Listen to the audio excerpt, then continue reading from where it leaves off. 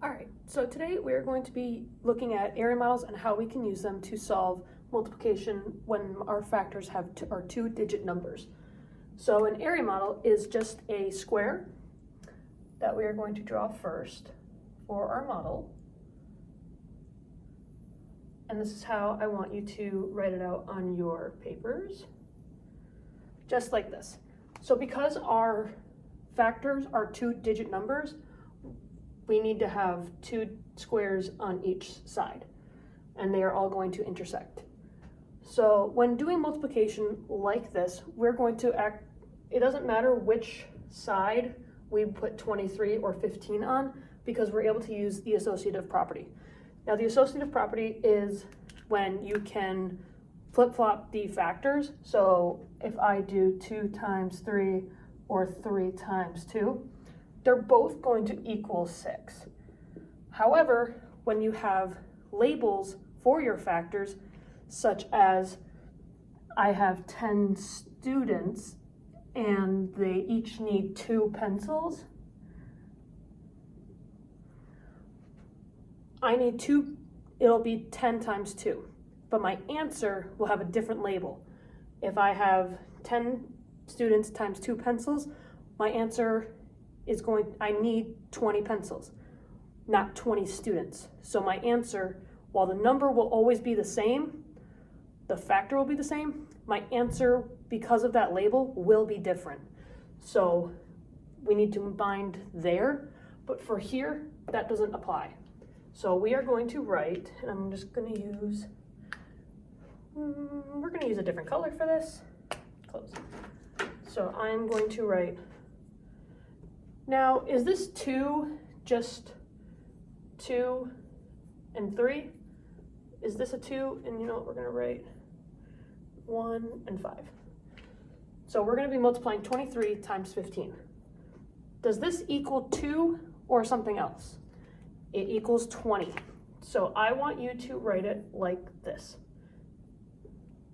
20 plus 3. This is 23 broken down. Same with the 15.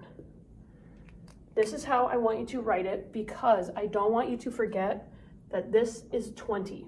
This is the tens place, which means that these places equal 10 and 20, not 2 and 1. All right, so in our first square, we are going to multiply 20 times 10. So these spots are going to intersect. This is where they meet up. We multiply these numbers. Similar to our times table, we're going to find the partial product of this equation in our little boxes. So 20 times 10 is 200, and we're gonna start on the top. Try to stay on top, that way you don't get mixed up. So then 3 times 10 equals 30, and now we move down to the bottom. Now we have 20 times 5 equals 100. And then we have 3 times 5, which is 15, which is beautiful.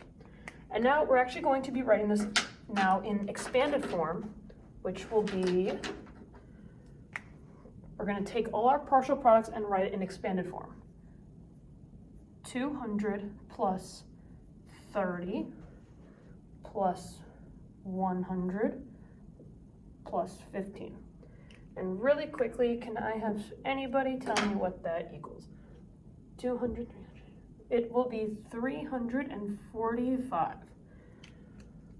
So just to recap, we can use the associative property to determine where we want our factors to go, because in here there are no labels. We just have 23 times 15. And then we are finding the partial products of these two factors and then adding them together to get our final product. So now I want you to do 25 times 10. The reason is because I want you to pay attention to the 0, because the 0 has a funny game. So you're going to set it up the exact same way. I will help you set it up, and then you are going to do it on your own. So you have 25 times 10. Same deal. This is a 20, not 2. I also want to point out So you guys are going to be doing this problem on your own. Go ahead.